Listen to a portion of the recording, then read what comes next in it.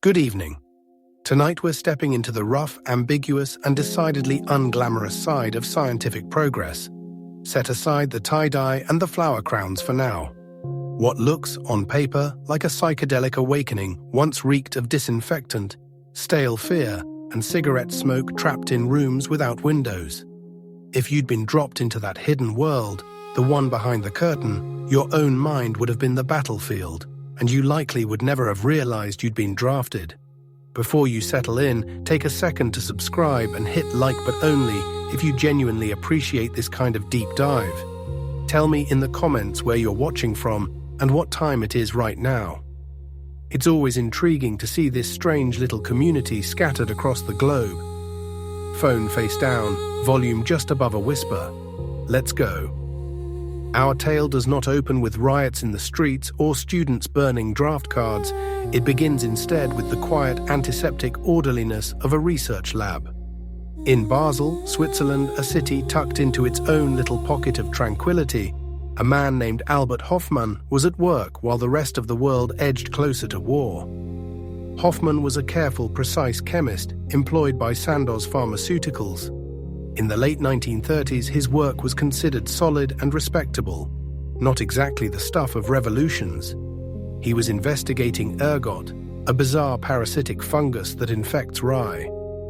For generations, ergot was notorious mostly as a deadly contaminant, responsible for an affliction known as St. Anthony's fire, gangrene, violent convulsions, and terrifying hallucinations. Yet Hofmann suspected that inside this sinister growth lay hidden medicinal treasures.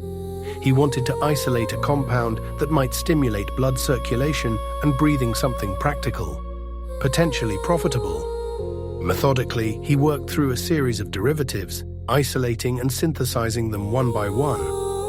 In 1938, he arrived at the 25th molecule in the sequence.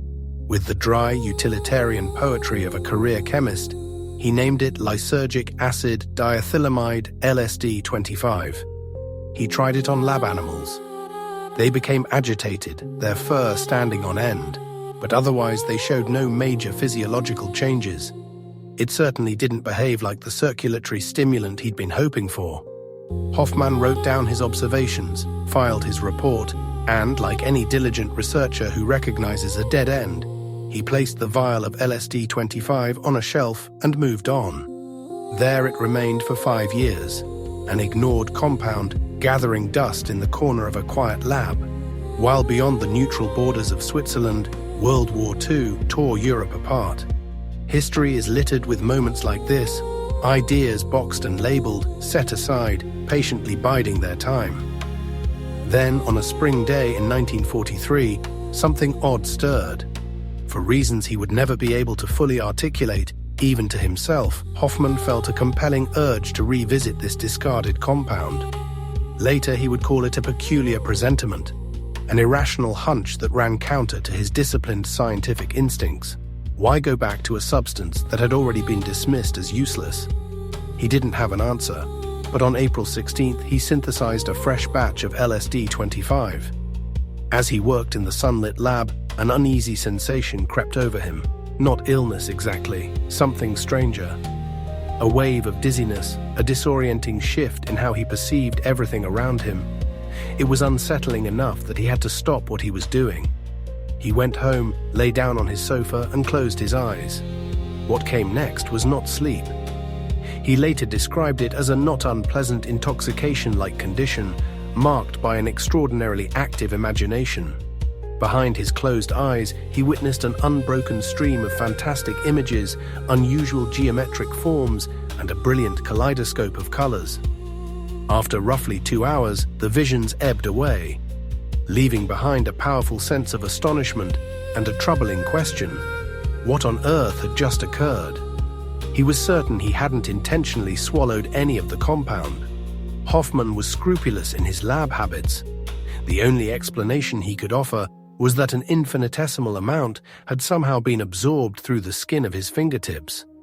If that were true, if a dose too tiny to see could create such overwhelming effects, then LSD-25 was something else entirely, a substance of almost unimaginable potency, a ghostly chemical able to haunt the mind in microscopic quantities. Being a scientist, he knew that speculation counted for nothing without evidence. A lone accidental exposure wouldn't do. He needed a controlled test. So 3 days later, on the afternoon of April 19th, he prepared himself for a deliberate journey. He decided to ingest what he believed to be the smallest amount that might possibly cause an effect. He carefully measured out 250 micrograms, 1/4 of a milligram, just a few barely visible grains. In pharmacological terms, it was almost homeopathic, a whisper of a dose. He dissolved it in water and drank. He had no way of knowing that he had just taken what would later be recognized as a full, even heroic, psychedelic dose. For about 40 minutes, nothing noticeable occurred. He calmly noted in his journal, "No effect." And then the world began to liquefy. The initial signs were subtle: a rising unease, distortions creeping into his visual field, a profound sense that reality itself was coming unmoored. The experience rapidly grew far more intense and overwhelming than anything he had imagined. Alarmed, he asked his assistant, a young woman named Susie, to accompany him home. But this was 1943. Wartime restrictions in Basel meant no cars, no taxis at his disposal. There was only one way to get home: by bicycle. And so Albert Hofmann, the impeccably proper Swiss chemist, pedaled himself into legend. The short ride through the streets of Basel became the first intentional LSD trip in history. The familiar route twisted into a perilous path through an alien terrain. The road in front of him seemed to ripple and flow like water. Buildings swelled and shrank, their walls breathing, their surfaces quivering as though they were made of liquid. A neighbor, a kindly woman known as Mrs. R, greeted him when he arrived home. Before his altered eyes, she morphed into a menacing, masked witchen image so vivid it filled him with icy terror. He was convinced he was losing his mind, that his very identity was dissolving into nothing. He felt sure he was dying. Inside his house, the experience only intensified. Furniture warped, bulged, and twisted into monstrous, threatening shapes. The patterns on the floor seemed to spin into bottomless whirlpools. He begged Susie to call a doctor and to fetch some milk from the neighbor, the witch convinced it would serve as a universal antidote. When the physician arrived, he could find no physical abnormality. Hoffmann's heart rate was normal, his breathing steady. The only striking sign was his pupils, blown wide until they nearly swallowed his irises. As the doctor's calm demeanor reassured him that he was not actually dying, something within the experience shifted. The panic slowly fell away, and in its place came an overwhelming sense of awe. Terror yielded to a kind of detached, luminous joy.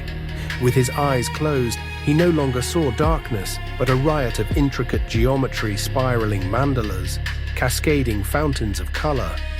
The sound of a car passing on the street was transformed from ordinary noise into a visual symphony. Every sound transmuted into color. Every color radiated an emotion. For hours, he drifted through a universe that seemed to arise entirely within his own mind. He was both observer and passenger, watching his consciousness unfold in ways he'd never imagined possible. The next morning, he woke up. The world had snapped back into its familiar configuration. The furniture was still. The street outside was solid and ordinary. And yet, everything felt subtly, irrevocably altered. As he walked through his garden, he felt as though he were seeing it for the first time. Dew on the leaves glimmered with a sacred intensity. Birds sang, and their song felt like a hymn. Reality itself seemed scrubbed clean, glowing with significance he had never noticed. In that moment, Hofmann understood that he had not created a medicine for the circulatory system. He had stumbled upon something much stranger, a direct key to the human mind. He had opened a door, and in the years to come, the entire planet would be invited, sometimes pushed across the threshold. Back in the orderly corridors of Sandoz, his discovery posed an unusual problem. They now possessed a compound of staggering psychological power with no clear commercial purpose. What exactly do you do with a chemical that can make someone see God or a demon in their neighbor's face? They gave it a trade name, Delicid.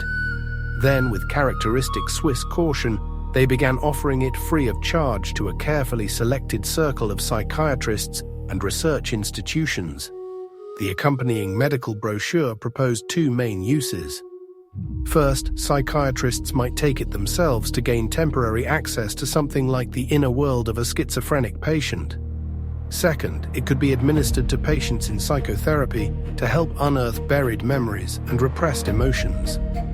LSD was not initially marketed as a drug in the popular sense, but as a research instrument, a peculiar key mailed out to those whose profession was understanding locked doors in the psyche. The psychiatric establishment of the 1950s did not respond with fear. They responded with a breathless sense of possibility. This was the high tide of psychoanalysis, an era dominated by Freud and Jung, when the unconscious mind was imagined as a vast unknown continent beneath the surface of every life. And here, suddenly, was a chemical that seemed to function like a map, or perhaps a shovel. At first, LSD was categorized as a psychotomimetic, a substance that could mimic psychosis. The hope was that by inducing a temporary controlled insanity, researchers might finally grasp what was happening in the minds of people with schizophrenia. But this early theory soon gave way to a bolder, more hopeful one. This was not a doorway to madness. It might be a doorway to healing. Therapists found that under LSD, the rigid fortifications of the ego, the very defenses that kept painful memories buried, tended to soften or crumble. Patients could suddenly access deep traumas and long-standing emotional wounds, confronting them with a degree of clarity and emotional openness that ordinary talk therapy might take years, even decades, to achieve. It was as if someone had invented a chemical bulldozer for the psyche, a way to clear out layers of psychic scar tissue in a single intense session. For a while, LSD was greeted as a kind of miracle, a possible penicillin for the mind. From European clinics to North American research hospitals, the studies multiplied. Two principal schools of therapeutic thought emerged. In Europe, many practitioners favored what became known as psycholytic therapy.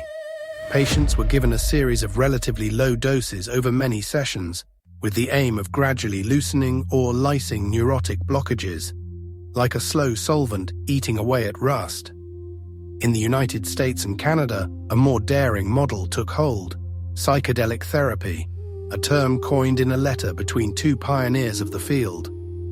Psychiatrist Humphrey Osmond wrote to the writer Aldous Huxley, who had recently taken mescaline under Osmond's supervision, playing with words as he searched for a name. To fathom hell or soar angelic, he wrote, take a pinch of psychedelic. The term meant mind manifesting. This approach revolved around a single overwhelming session. Instead of many small doses, a patient received one large one in a carefully controlled, supportive environment. The goal was explicit: to provoke a mystical or transcendent state so powerful that it might reorganize the person's entire worldview and sense of self. In the wide, windswept plains of Saskatchewan, Canada, Osmond was getting results that bordered on the incredible. He focused on chronic alcoholics, men who had failed every other treatment, men written off as hopeless. After a single LSD session, about half of his patients quit drinking for good. Not only did they get sober, they described themselves as transformed. Many reported deep spiritual awakenings and a sense of profound connection to something larger than themselves, a feeling that erased their craving for alcohol. One of Osmond's most notable subjects was Bill Wilson, co-founder of Alcoholics Anonymous. In 1956, Wilson took LSD and described the experience as closely resembling the spiritual epiphany that had led to the birth of AA itself. He became convinced that LSD might help other alcoholics access the kind of spiritual awakening that his 12-step program placed at its core. Meanwhile, in Los Angeles, a cautious, almost conservative physician named Dr. Sidney Cohen was running his own studies at UCLA. Instead of focusing on psychiatric patients, he gave LSD to artists, writers, philosophers, and scientists to observe its impact on creativity and consciousness. Cohen was also the one who guided Aldous Huxley through his first mescaline experience an event Huxley later immortalized in his classic text, The Doors of Perception. Published in 1954, that slim book was the first major introduction of psychedelics to an educated mass audience. Huxley portrayed the experience not as a plunge into insanity, but as an ascent into a heightened form of reality, a washing away of the brain's usual filters. Suddenly, this obscure lab chemical was being discussed at dinner parties and in literary circles. In the celebrity-infatuated culture of Southern California, LSD soon developed a curious kind of prestige. The actor Cary Grant famously underwent more than 100 LSD-assisted sessions with his therapist. He credited the compound with helping him revisit his childhood, confront painful memories, and finally find inner peace. He became its most prominent public champion, telling magazines that he felt as though he had been born again. This is the strange, often forgotten chapter of LSD's story. Before Haight Ashbury, before Timothy Leary told a generation to turn on, tune in, drop out, LSD was a serious establishment-approved tool. It moved through university lecture halls, hospital wards, and polite intellectual salons. Between 1950 and 1965, over 1,000 scientific articles were published on LSD and related compounds. Around 40,000 patients received psychedelic-assisted therapy for everything from depression and obsessive-compulsive disorder to schizophrenia and the crushing fear of death in terminal illness. For one bright decade, it truly appeared that Hofmann's accidental discovery might entirely reshape our understanding of the psyche. It was being heralded as a miracle cure, a master key to consciousness itself. But that same key, that same immense power to dissolve the ego and bend perception, was beginning to catch the eye of an altogether different kind of institution. These people weren't interested in understanding the mind or relieving suffering. They wanted to break it.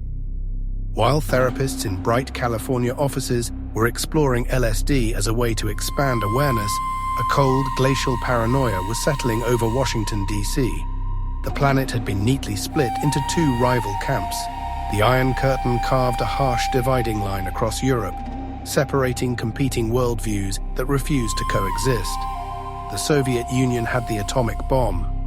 China had gone communist. The Cold War was not a clash of tanks, but a hidden conflict of ideology, infiltration, and secrets. It was, at its core, a struggle over the future shape of the human mind.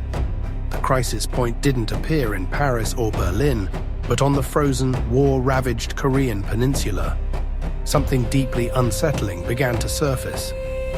When some American prisoners of war were finally released and returned home, they were different. There was a hollowed-out quality to them. They were disturbingly compliant. On camera, they calmly confessed to imaginary atrocities, solemnly accusing the United States of waging biological warfare. They signed statements and recorded broadcasts, praising their captors and denouncing American militarism. One of the most shocking examples was Colonel Frank Schwabel, a highly decorated Marine aviator. After months of interrogation, he signed a detailed 60-page confession, describing in precise terms how he had allegedly dropped germ-laden bombs. The American public was aghast. The military was humiliated. How could seasoned officers' heroes be turned into mouthpieces for enemy propaganda? A new word entered popular speech. It captured the sense of an invisible, insidious assault. Brainwashing. The term was coined by journalist Edward Hunter, who, not coincidentally, was also a covert CIA propagandist. He adapted it from the Chinese phrase jinao, literally to wash the brain. The word hit like an electric shock. It conjured images of a terrifying new psychological technology, a hidden communist science that could strip a person of their beliefs, erase their identity, and install a new one, as easily as reprogramming a machine. The press seized on it. Sensational articles and lurid films began depicting American POWs subjected to mysterious injections, hypnosis, and relentless psychological torment until their free will simply dissolved. The brainwashing spectre took its place as a central monster in the Cold War's nightmare gallery. Inside the young Central Intelligence Agency, this was not dismissed as hysteria. it was seen as a mortal threat. The director of Central Intelligence, Alan Dulles, a dignified, pipe-smoking veteran of the wartime OSS, was not known for melodrama. Yet the events in Korea disturbed him profoundly. He remembered the Soviet show trials of the 1930s, where staunch Bolsheviks had stood up in court to declare themselves traitors and spies. Now he was seeing American soldiers follow a similar script. To Dulles and his peers, the conclusion seemed unavoidable and terrifying. The communist bloc possessed some kind of mind control technology, a secret weapon, something beyond mere torture or persuasion, and the United States had nothing comparable. From their standpoint, the logic that followed was grim, but within that era's mindset, almost unavoidable. If your adversary wields a weapon you lack, you face two urgent tasks. First, you must devise a defense against it. Second, you must create your own version, and if possible, a superior one. Thus began one of the CIA's most secretive and obsessive quests: the search for a substance or method that could seize control of human consciousness. The agency launched a vast covert research campaign, scattering money across countless projects. They funded investigations into hypnosis, electroconvulsive therapy, sensory deprivation, and obscure toxins. They dispatched operatives around the globe, hunting for exotic plants and shamanic brews used by indigenous cultures to induce trances and visions. They wanted something that could compel confession, a reliable truth serum. But their ambitions quickly widened. They dreamed of a chemical that could erode a person's will, collapse their sense of self, and render them malleable, ready to accept implanted beliefs or suggestions. Eventually, this search led them straight to Basel, Switzerland. Rumors and scientific papers about Delicid, the experimental Sandoz compound, began to circulate through intelligence circles. The literature described a drug of almost unbelievable potency, a tasteless, odorless substance effective in microgram amounts, invisible in a glass of water. It could provoke radical psychological disorientation, dissolve the ego, and blur the line between hallucination and reality. For therapists, this was a possible instrument for breaking through psychological defenses. For Alan Dulles and his analysts, it sounded like the skeleton key they had been hunting. To them, it was not a route to self-knowledge. It was a potential weapon. The wonder drug of the psychiatric world was about to be repurposed as an instrument of clandestine warfare. The search for enlightenment was about to be twisted into something much darker, a secret battle for control over the human mind. The groundwork was being laid for a project whose ambition and ethical collapse would be nearly unprecedented. Soon it would receive a code name, MK Ultra. Within the humming, carpeted corridors of the CIA, a new kind of conflict was being theorized, a war not over borders or resources, but over mental terrain. And for such a war, an agency needs a very particular kind of armorer. He arrived in 1951. His name was Sidney Gottlieb. Though he'd been born Joseph Scheider, he embodied a bundle of contradictions. On paper, he was a gifted chemist with a PhD from Caltech. Physically, he walked with a pronounced limp from a club foot, and he fought a persistent stutter. These insecurities may have fueled a quiet but consuming ambition. To casual acquaintances, he seemed kindly, almost rustic. He lived on a small farm in Virginia, practiced folk dancing, grew his own organic vegetables, and insisted on drinking unpasteurized goat's milk from his own animals, a quirk that nearly killed him more than once. Inside the CIA, he went by a different reputation. Some called him the Black Sorcerer. Alan Dulles gave Gottlieb a mission that bordered on mythic. Inspired by the horror stories of American POWs in Korea confessing to invented crimes, Dulles wanted a key that could both unlock and rewrite human consciousness. A truth serum was only the beginning. He wanted, if possible, a drug that could make a captured agent forget everything, a chemical that could destabilize a foreign leader, making him behave bizarrely in public, a substance that could induce dependence or render a person helplessly suggestible. Perhaps even a way to create controllable assassins, people who could be programmed to kill and then remember nothing. It was the holy grail of espionage, total psychological control. To pursue this fantasy, Dulles handed Gottlieb an astonishing mandate. In April 1953, Project MK-Ultra was officially created. It was kept so secret that only a handful of people in the entire agency even knew it existed. Gottlieb was given an annual budget of roughly $300,000, significant at the time, and, more critically, an exemption from normal governmental rules. Paperwork, contracting procedures, ethical reviews. These standard constraints were waived. One internal memo bluntly authorized him to conduct experiments on unwitting U.S. citizens, so long as they did not result in permanent injury or death, a rule that proved bendable in practice. Gottlieb now had near total freedom to follow any line of research he believed might yield results. He became the CIA's chief alchemist, head of the technical services staff, a real-world Q branch from a particularly grim spy novel. His team didn't just test drugs, they transformed them into weapons. They produced botulinum toxin, developed lethal poisons hidden in pens and cigars, and concocted exotic biological agents intended for covert assassinations.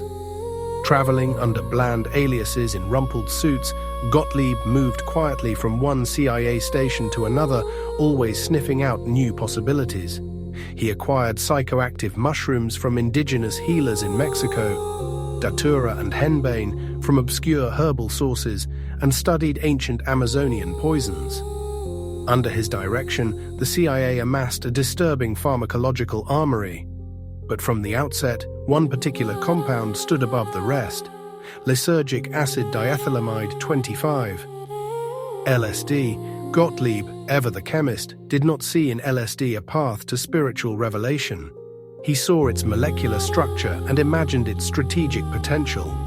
The drug, he hypothesized, could produce a temporary, controllable psychosis, stripping away the ego, that stubborn bastion of personal will, and leaving behind a psyche exposed, suggestible, and ripe for interrogation or manipulation. That was the theory. To test it, Gottlieb initiated a series of experiments that would ripple outward into some of the darkest corners of American life. He began close to home. In CIA offices, he quietly dosed his own colleagues, often without warning. LSD in the morning coffee became an internal joke that was not particularly funny to its victims. Some agents found themselves unexpectedly plunged into bizarre, terrifying states in the middle of routine workdays. This reckless prank culture only confirmed Gottlieb's fascination. But he knew that to truly map the drug's effects, he needed a much larger and more varied pool of human subjects. The lab had to move out into the world. The man chosen to run the CIA's field research on LSD was, in many ways, Gottlieb's mirror opposite. George Hunter White was no scientist. He was a burly, hard-drinking federal narcotics agent. Loud, domineering, and utterly at ease in the underworld. A veteran of the OSS, White navigated criminal circles with swaggering ease. Where Gottlieb was secretive and cerebral, White was visceral and unapologetically crude. He seemed to almost relish the seedier side of his profession. In 1953, Gottlieb recruited White into the MK-Ultra network and handed him one of its most infamous assignments. The CIA would bankroll a series of safe houses on American soil, but these wouldn't be safe havens for defectors or places to question captured spies. They would be covert laboratories disguised as cheap apartments and brothels, designed to study how LSD affected unsuspecting men in real-world settings. The operation was given a name that sounded like a pulp thriller: Operation Midnight Climax. The first safe house opened at 81 Bedford Street in New York's Greenwich Village, a 4-story walk-up in a bohemian neighborhood rich with artists and drifters. Later, an even more elaborate setup began at 295, often reported as 225 or 295, Chestnut Street in San Francisco, a handsome apartment on Telegraph Hill overlooking the bay. These locations were rented through CIA front organizations, then decorated and equipped for their clandestine purpose. White, with a taste for theatricality, personally oversaw the interiors. He went for the cliché: fake French brothel style, with Toulouse-Lautrec-style prints, dark velvet curtains, and risque photos of can-can dancers. The slightly surreal decor was meant to disorient visitors, nudging them further off balance once the drug took hold. The real centerpiece, though, wasn't the decor, it was the two-way mirror. Behind the glass, in a concealed observation room, CIA personnel sat on stools or in armchairs, clipboards in hand, while reel-to-reel tape recorders whirred. The observation room had its own bathroom and a fully stocked bar, so agents could stay there for hours, quietly recording the unknowing test subjects in the adjoining room. The operational setup was ruthlessly simple. The CIA placed several sex workers on the federal payroll. These women were instructed to find suitable targets: sailors on shore leave, traveling businessmen, tourists, men unlikely to go to the police or attract attention if something strange happened. The sex worker would bring the man back to the safe house, offering drinks and company. Once inside, she would deliver a discreet signal, maybe a word, maybe a small gesture to the observer behind the mirror. Then she would pour a drink, slipping a measured quantity of clear, tasteless LSD solution into the glass. The doses varied wildly. Sometimes the man would receive a modest 50 micrograms, other times many times that. There was no scientific consistency, no real standardization. The John had no warning that his evening was about to slide into the surreal. From the darkened observation room, agents watched and scribbled notes. George White himself often presided, drink in hand, filling his diaries with a blend of flat technical detail and crude personal commentary. They recorded how long it took for the drug to take effect, whether the subject became paranoid, euphoric, sexually disinhibited, withdrawn, or chatty. They weren't seeking mystical revelations. They were hunting for leverage points. Could a man under LSD be coaxed into giving up secrets? Would his inhibitions fall away? Would he confess crimes, infidelities, or vulnerabilities? Again and again, the answer was, not really. From the CIA standpoint, the results were disheartening. Most men did not spill valuable information. Instead, they frequently devolved into states of intense confusion and fear. Some became obsessed with trivial sensory details, staring at their hands or the wallpaper for what felt like hours. Others became convinced that they were being watched or that hidden forces were trying to control their minds, which, in a bitter irony, was entirely accurate. What the CIA got was not a neat pipeline of confessions, but a chaotic compilation of panic, babbling, and emotional breakdowns. As a tool for extracting intelligence, LSD was proving to be a messy, unreliable failure. Still, the operation endured. For more than a decade, from the early 1950s through the mid-1960s, the lights stayed on in those apartments. The CIA continued to pay rent, salaries for the sex workers, and George White's lavish expenses, complete with receipts for liquor, surveillance gadgets, and lockpicking tools. It was a grotesque pantomime of ordinary American life. The country's premier intelligence agency, ostensibly defending democratic values against godless communism, was running government-funded brothels. It was secretly drugging its own citizens, in blatant violation of their rights and the agency's own charter. White himself seemed to understand the depravity of what he was doing. In a letter years later, he wrote with grim self-satire, "I was a very minor missionary, actually not a preacher, but a sinner who at least tried to move in the right direction." The direction in question, however, pointed straight down into a widening moral abyss. And the men who staggered out of those apartments into the night were only the most visible casualties. They were the tip of an iceberg. Beneath them lay a whole submerged mass of human experimentation, sprawling, hidden, and frigid. The brothels in New York and San Francisco, sordid as they were, represented only one theatrical corner of Sidney Gottlieb's domain. Operation Midnight Climax was just a single fragment among 149 known sub-projects that made up MKUltra. Gottlieb's obsession with mind control had seeped into some of the most vulnerable institutions in American society, infiltrating prisons, psychiatric hospitals, and universities. He had assembled a covert nationwide network of psychologists, physicians, and researchers at high-profile institutions. In exchange for generous, no-questions-asked funding from CIA front groups organizations with respectable names like the Society for the Investigation of Human Ecology, these professionals agreed to carry out risky experiments on human subjects. Many of those subjects had no real choice in the matter. They were chosen precisely because they had no power, no voice, no one to advocate for them. Prisoners, psychiatric patients, people on the margins. One of the most chilling centers of this research was the Addiction Research Center in Lexington, Kentucky, a federal prison mainly housing people convicted of drug offenses. There, under the direction of a physician named Harris Isbell, the CIA sponsored a series of brutal LSD experiments on African-American inmates struggling with addiction. The arrangement was diabolically simple. Prisoners were offered high-grade heroin, morphine, or other narcotics as payment if they agreed to participate. Men desperate for a fix signed up to become test subjects in exchange for the very substances that had landed them behind bars. In one notorious experiment, 7 prisoners were kept on continuous LSD for 77 straight days. Every day, for more than 2 months, they were given triple the typical recreational dose. The goal was to see whether the drug could fundamentally break down a person's sanity, to induce lasting confusion or dependence that might be harnessed for control. The men endured prolonged hallucinations, terrors, and psychological collapse. Their distress was meticulously recorded in Isbell's clinical notes and forwarded to the CIA. On paper, it was data. In reality, it was a drawn-out act of state-sponsored cruelty. In Lexington, the logic was brutally practical.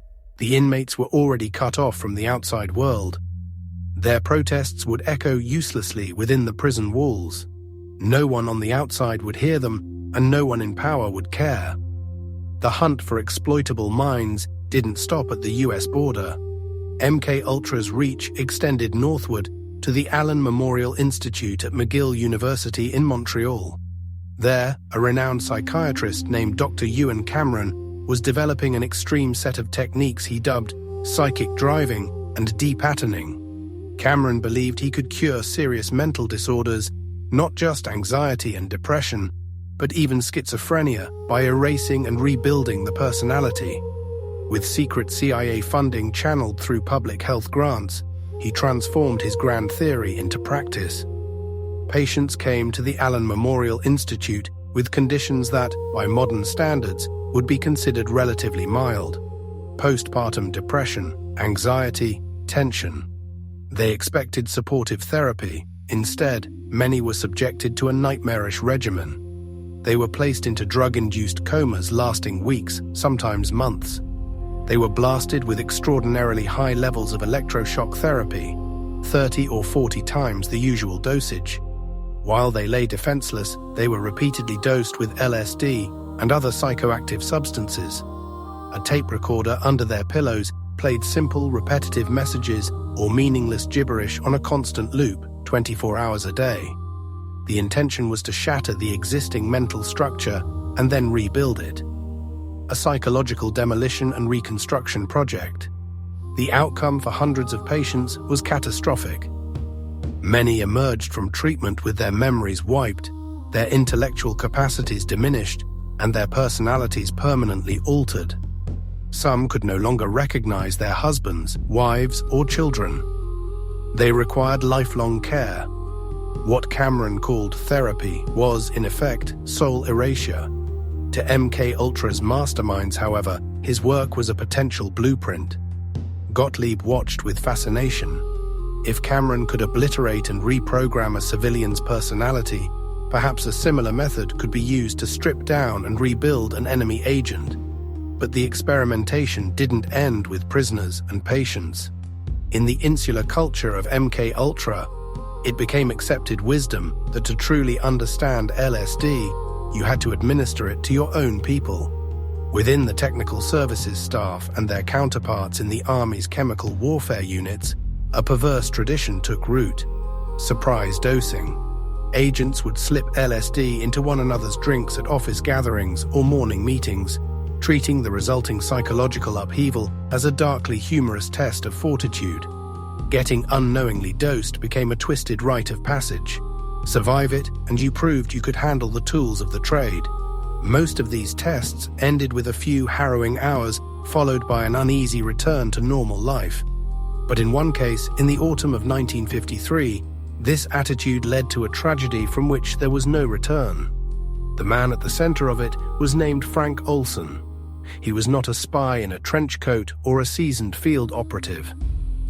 Olson was a brilliant 43-year-old bacteriologist working for the Army's Special Operations Division at Fort Detrick in Maryland, a top-secret facility devoted to biological warfare research. He was a devoted husband and father of 3, and by that time he was struggling with profound moral doubts about his work. In November 1953, Olson and several Fort Detrick colleagues attended a 3-day retreat at a remote cabin on Deep Creek Lake in Maryland. Also present were senior CIA officials, including Sidney Gottlieb and his deputy, Robert Lashbrook. They gathered to review joint projects, military and intelligence operations, involving biological agents and chemical interrogation tools. On the second evening, without warning anyone, Gottlieb decided to stage one of his informal experiments. As the men relaxed after dinner, he quietly dosed a bottle of Cointreau liqueur with LSD. Several men, including Olson, poured themselves drinks, unaware of what was in them. For most of the group, the night was disorienting but ultimately manageable. For Frank Olson, it was a disaster. He did not experience mystical insight or cathartic self-understanding. Instead, the drug seemed to rip open a latent chasm of fear and anxiety. He became withdrawn, haunted, and deeply agitated. The world he had trusted as stable and orderly now appeared sinister and brittle. In the days that followed, his condition deteriorated. Olson told his supervisor he wanted to resign, that his work had been a grave mistake. He voiced guilt and horror about the things he had seen and done in the name of national security. The CIA recognized they had a serious problem. Olson was not merely an unwell employee, he was a repository of highly sensitive secrets.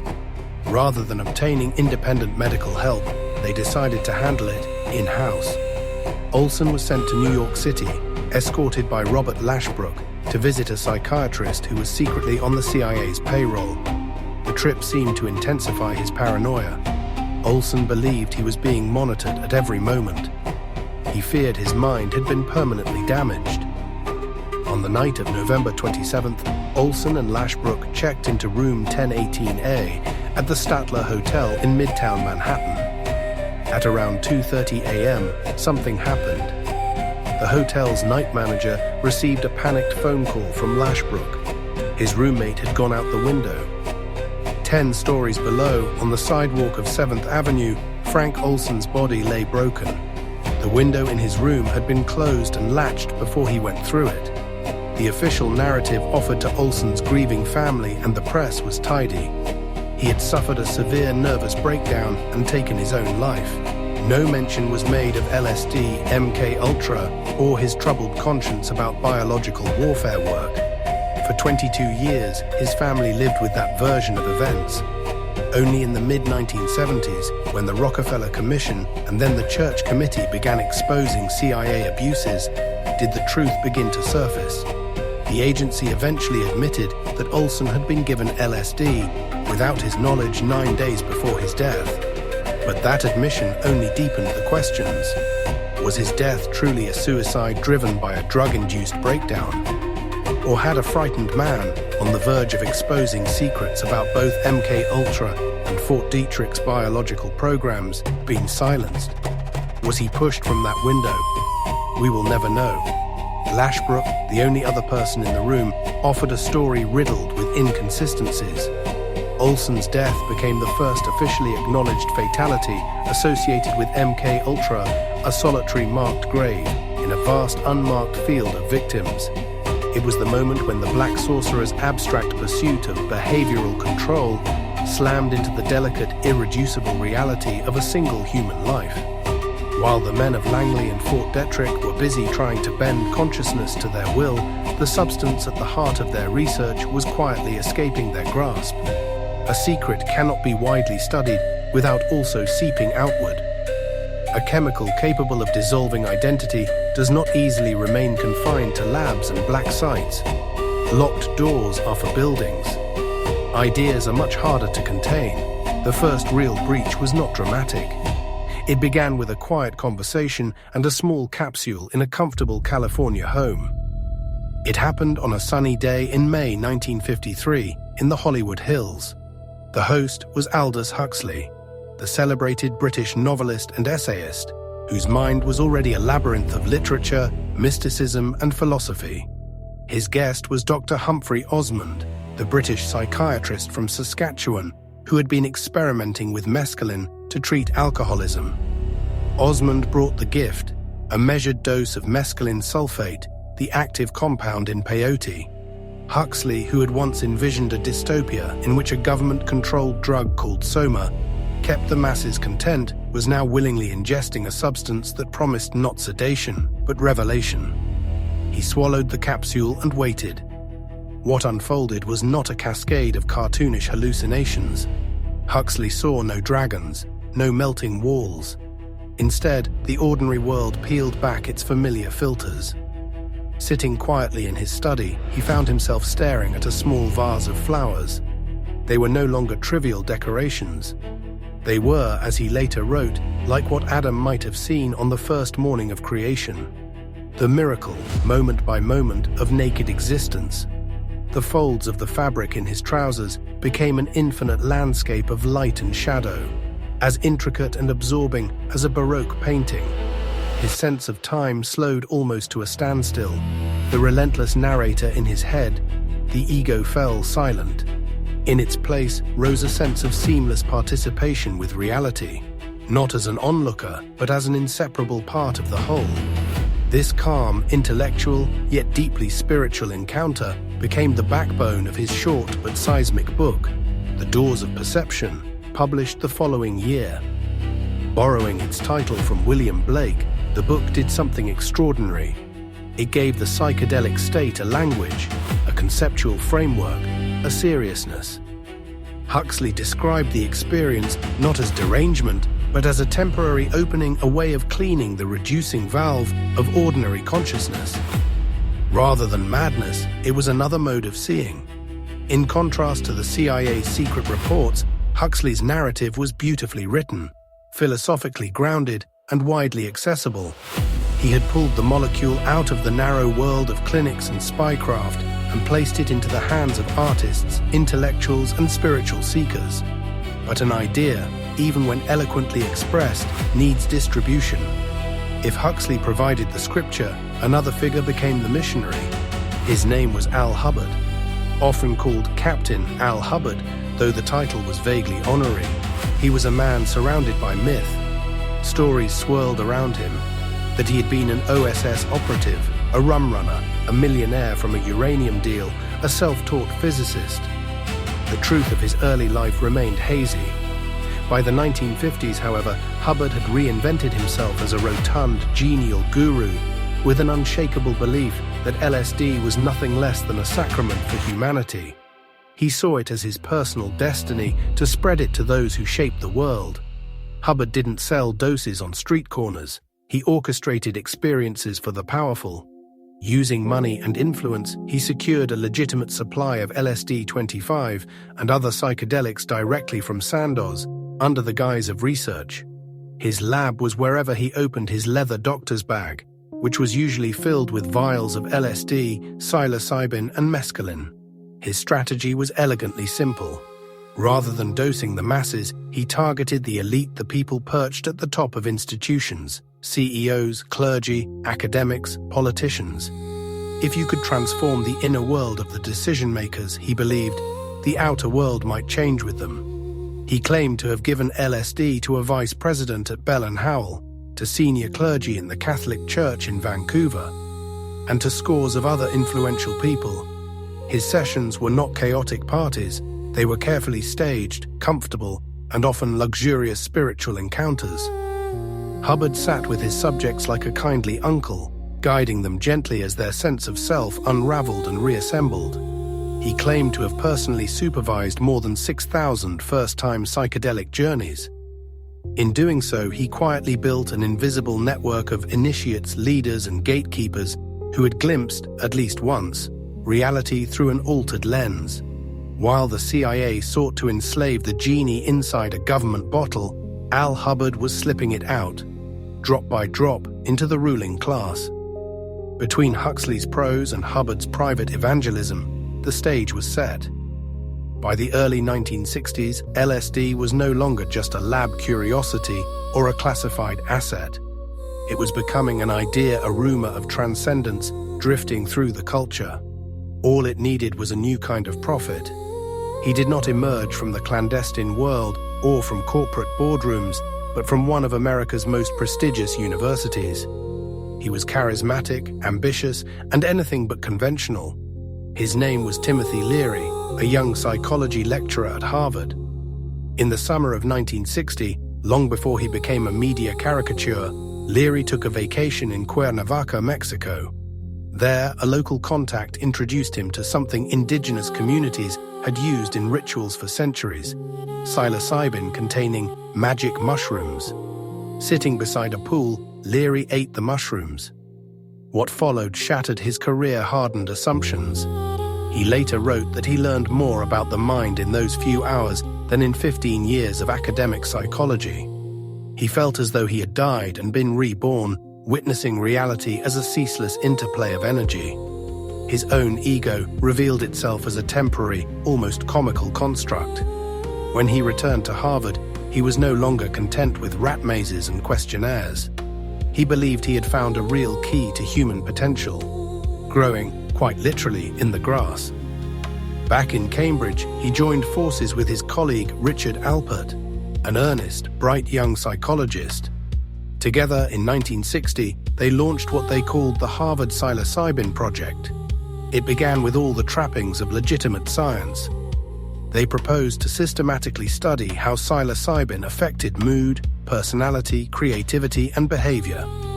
One of their most famous undertakings, the Concord Prison Experiment, 1961-1963, involved giving psilocybin to inmates and measuring whether the profound experience would decrease their likelihood of returning to crime. The preliminary findings looked miraculous, a dramatic drop in recidivism. Later reanalysis, however, suggested serious methodological flaws. Still, the study became a key legend in the early psychedelic movement. Another hallmark was the Good Friday experiment at Boston University's Marsh Chapel in 1962. Graduate divinity students were randomly assigned to receive psilocybin or a placebo right before a solemn Good Friday service. Many of those who received psilocybin reported extraordinarily powerful religious experiences: unity, transcendence, and an overwhelming sense of the sacred. Decades later, follow-ups found that many still ranked that day among the most meaningful experiences of their lives. But as the research progressed, the boundaries between scientist and subject began to blur. Leary and Alpert started taking the drugs with their volunteers, abandoning clinical detachment. Their sessions became less like controlled experiments and more like informal, intellectually charged ceremonies. Beat poets like Allen Ginsberg, graduate students, and curious professors floated in and out. Rumors began circulating through Harvard's ivy-covered campus. Tales spread of professors giving hallucinogens to undergraduates, of wild scenes behind closed doors, of an emerging cult centered on Leary's magnetism. Administrators grew deeply uneasy. The decisive break came in 1963. Alpert was dismissed for providing psilocybin to an undergraduate student, a direct violation of university rules. Shortly afterward, Leary was also let go, officially for failing to fulfill his teaching obligations. In truth, Harvard had simply had enough. The psilocybin project was over. For Leary, it was less a defeat than a metamorphosis. No longer bound by academic protocols, he fully embraced his role as a cultural revolutionary. Backed financially by Peggy, Billy, and Tommy Hitchcock, young heirs to the Mellon fortune Leary, and Alpert acquired a sprawling 64-room estate in Millbrook, New York. Millbrook became their new headquarters, part research center, part commune, part permanent house party. There they shifted from psilocybin to LSD, which was more potent and widespread. They hosted an ever-changing cast of seekers artists, mystics, disillusioned intellectuals experimenting systematically with set and setting, developing guides for navigating psychedelic space and drafting manifestos about ego death and expanded awareness. In that crucible, Timothy Leary completed his transformation from psychologist to self-styled prophet. He left the microcosm of Millbrook and stepped onto the national stage. Through press conferences, lectures, and TV appearances, his rhetoric became increasingly incendiary. By the mid-1960s, he had distilled his message into 3 short commands that would echo across the decade. Turn on, tune in, drop out. To Leary, this was more than a catchy slogan. Turn on meant activating your neural and emotional capacities, often with the aid of a psychedelic awakening to a richer mode of being. Tune in meant harmonizing with the external world, expressing this new awareness through art, relationships, and action. Drop out was the most controversial. He didn't mean loafing or nihilism. He meant selectively withdrawing from unconscious social roles and institutions, refusing to participate in systems that felt dehumanizing or corrupt. In his mind, it was an invitation to conscious reinvention. To many in the media and political establishment, however, it sounded like a call for mass desertion and chaos, a recipe for a generation of directionless drug users. President Richard Nixon would eventually label Leary the most dangerous man in America. The quiet genie that had slipped from Swiss labs into elite salons now had a loud, ecstatic spokesman shouting to millions. The bottle was not only uncorked, it had been smashed just as another, wilder current was gathering momentum 3,000 miles away. While Timothy Leary was preaching from his pastoral outpost in Millbrook, building a quasi-religious movement from the top down, something very different was emerging on the West Coast. It was less theoretical, more anarchic, less about footnotes and more about adrenaline. It centered not on a professor, but on a writer and sometime wrestler who bridged the gap between the Beat generation and the nascent hippies. His name was Ken Kesey. By 1962, Kesey was famous for his novel One Flew Over the Cuckoo's Nest, a biting portrait of institutional control and madness. But his most formative experiences with the human mind had not taken place in a creative writing seminar. They had taken place in a hospital ward. In 1959, while a writing student at Stanford, Kesey volunteered for a government-funded drug study at the Menlo Park Veterans Hospital. For $20 a day, he agreed to take an assortment of psychoactive substances and describe their effects. He had no idea the study was secretly funded by the CIA as part of MK-Ultra. In a supreme twist of fate, the very program designed to discover tools of mind control ended up helping create one of the counterculture's loudest ringleaders. It was there, in that government project, that Kesey first encountered LSD. For him, the experience was not a quiet, meditative unveiling. It felt more like a cosmic circus rolling into town. Reality didn't just deepen, it cracked and howled and laughed. He didn't merely witness the machinery behind perception, he wanted to grab the levers and see what else they could do. Soon, Kesey obtained his own supply of LSD and began sharing it with his friends at Perry Lane, a bohemian enclave near Stanford made up of writers, artists, and free spirits. This cluster of misfits would soon coalesce into his legendary entourage, the Merry Pranksters. Perhaps the most iconic member of that group was their driver, Neil Cassidy, the breathless, motor-mouthed inspiration for Dean Moriarty in Jack Kerouac's On the Road. Cassidy, a hyperactive, speed-fueled dynamo, formed the living bridge between the romantic restlessness of the Beats and the lysergic chaos of the hippies. In the summer of 1964, Kesey and the Pranksters conceived a new kind of American adventure. They bought a battered 1939 International Harvester school bus and transformed it into something between a moving sculpture and a mobile recording studio. They painted the outside in clashing, swirling colors that looked like a comic book explosion. Inside, they wired the vehicle with microphones, speakers, and tape decks. They even cut a hole in the roof so people could ride up top, playing instruments and shouting to stunned onlookers as they rumbled past. They christened the bus Further. Officially, their destination was the New York World's Fair. Unofficially, their goal was Stranger. To live inside a movie, they were simultaneously filming and improvising. They wanted to turn the entire country into a stage set for a sprawling, unscripted psychedelic performance. With Cassidy at the wheel, fueled by endless amphetamines and jugs of orange juice laced with LSD, they set off.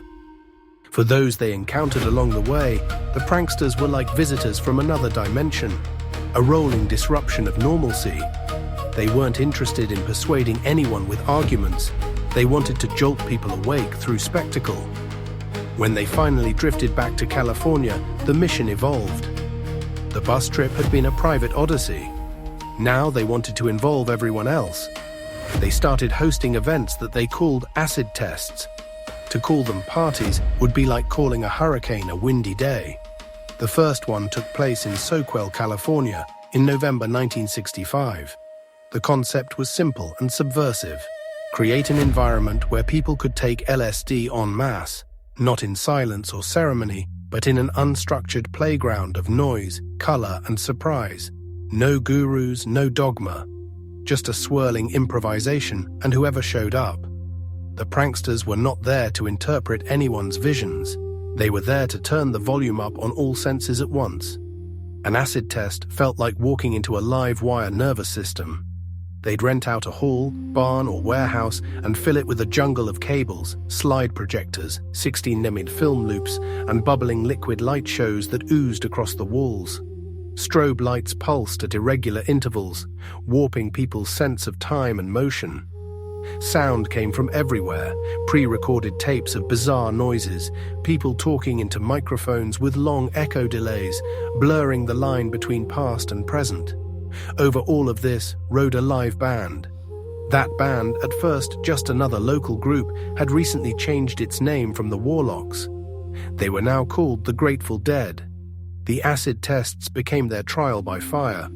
Instead of playing tidy 3-minute songs, they had to adapt to rooms full of people whose perceptions of rhythm, pitch, and identity were dissolving. They stretched songs into long, exploratory jams, responding moment by moment to the mood in the room.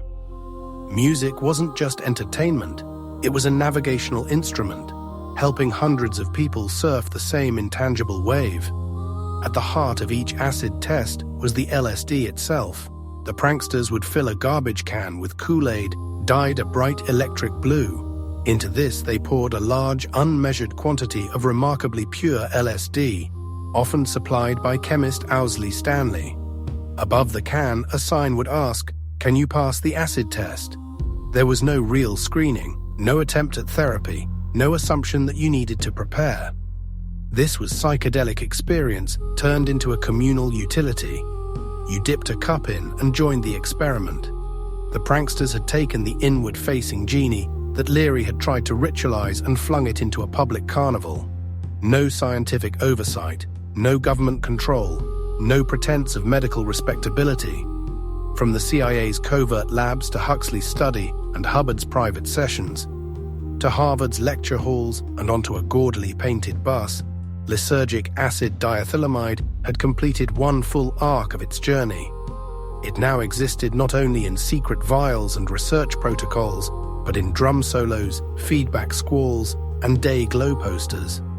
It had become embedded in a living culture, one that would soon clash violently with the institutions that had, ironically, first introduced it to that culture.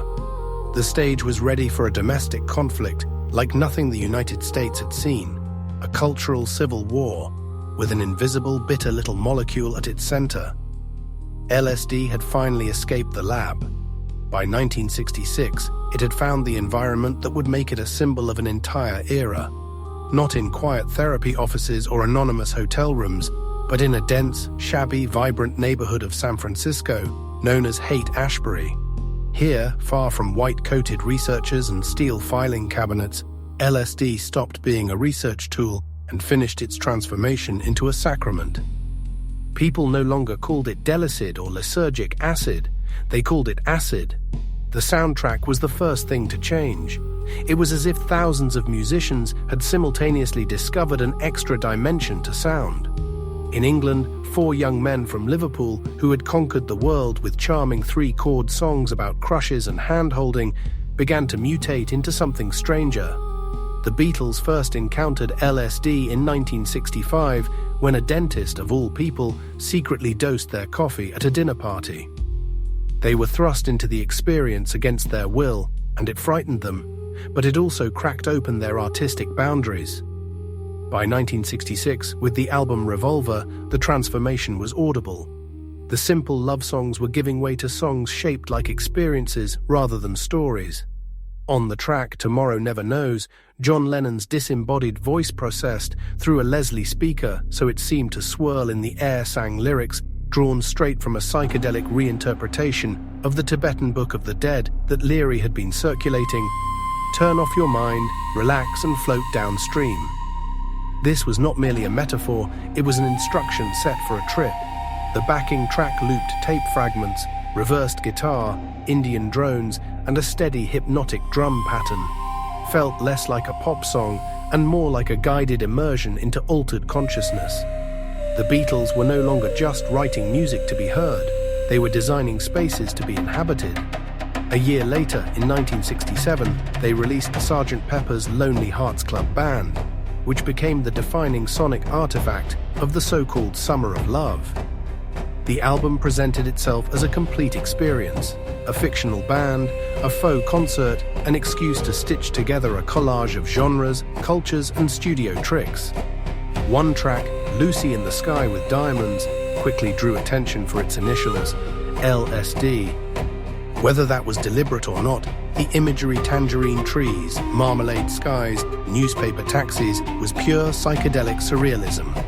Listening felt like peering into the fluid, luminous imagery of an acid trip. The structure of Sgt. Pepper itself broke the old mold of records as collections of discrete songs.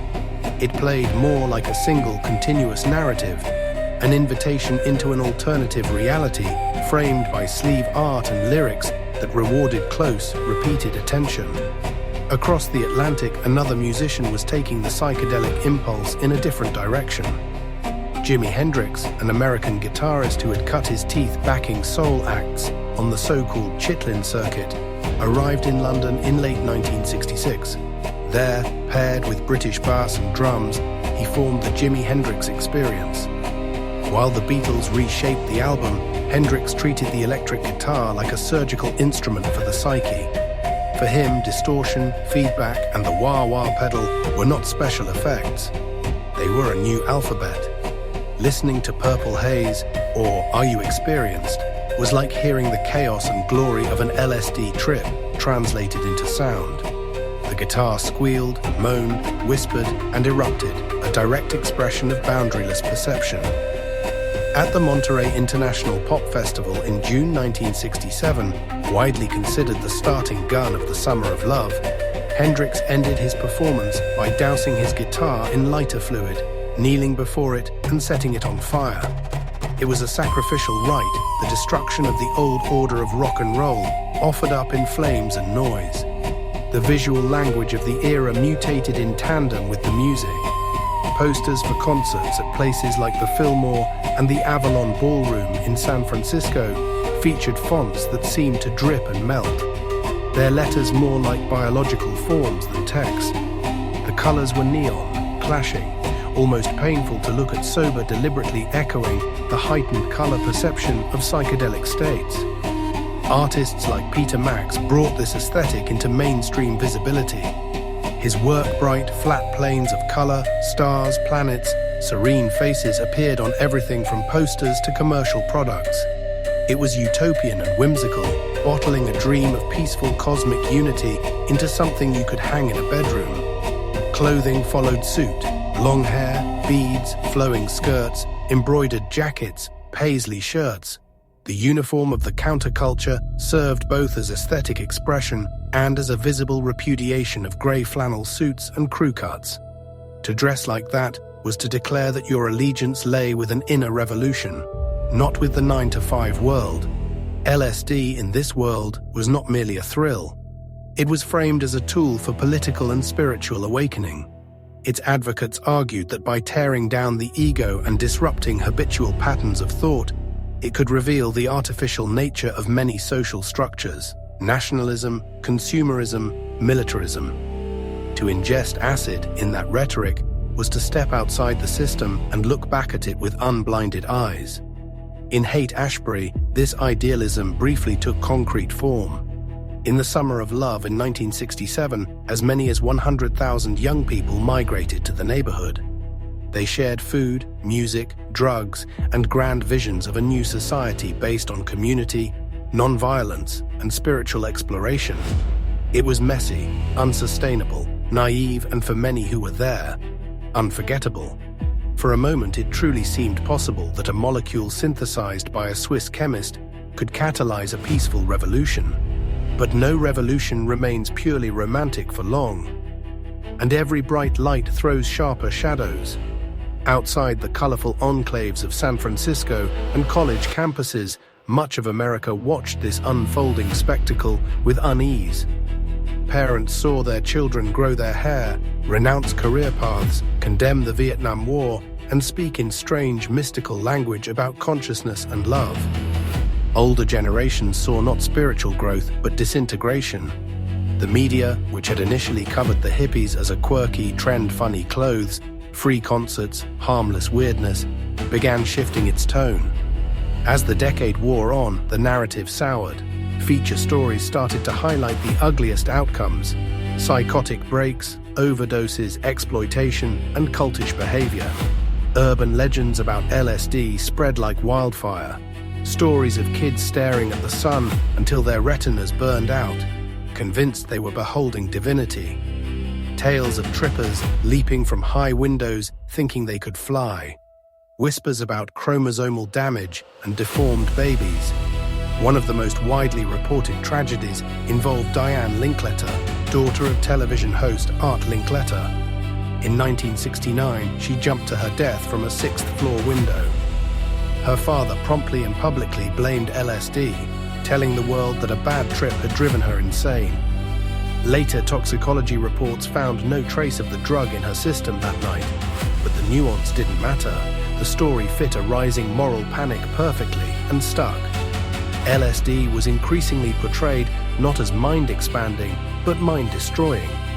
Newspaper columns and TV specials warned that a single dose could permanently fry your brain, activate latent schizophrenia, or irrevocably damage your genetic material. Some of these claims had tiny seeds of truth. Psychedelics can indeed trigger severe episodes in vulnerable individuals, but most were distorted or outright false. Subtlety did not sell. The US government, already rattled by student protests, urban uprisings, and the erosion of support for the Vietnam War, saw the psychedelic counterculture as part of a broader crisis of authority. Here was a generation not only questioning foreign policy, but rejecting the basic social script: work, marriage, patriotism, obedience. LSD became a visible symbol of that refusal. It was easier to fight a chemical than an idea. States began to crack down. In 1966, California became the first state to outlaw LSD. Others quickly followed. Officials invoked images of ruined young lives and a looming public health catastrophe. While it was true that millions of people were experimenting with LSD, often recklessly, the official rhetoric framed all use as pathological and dangerous, leaving no space for careful or therapeutic contexts. In Washington, congressional hearings were convened. Committees listened to tearful parents and experts who painted the bleakest possible picture. A handful of researchers tried to testify about potential therapeutic value in controlled settings, but their voices were drowned out by the chorus of alarm. In 1968, federal law finally swung its hammer. The Staggers-Dodd Amendment to the Food, Drug, and Cosmetic Act made mere possession of LSD a felony. Previously, only manufacture and distribution were targeted. Now the users themselves became criminals. Lyndon Johnson signed the bill as the Vietnam War raged and American cities boiled with upheaval. At the same time, official support for clinical LSD research evaporated. Government agencies withdrew funding, ethics boards grew wary, and even sympathetic psychiatrists backed away.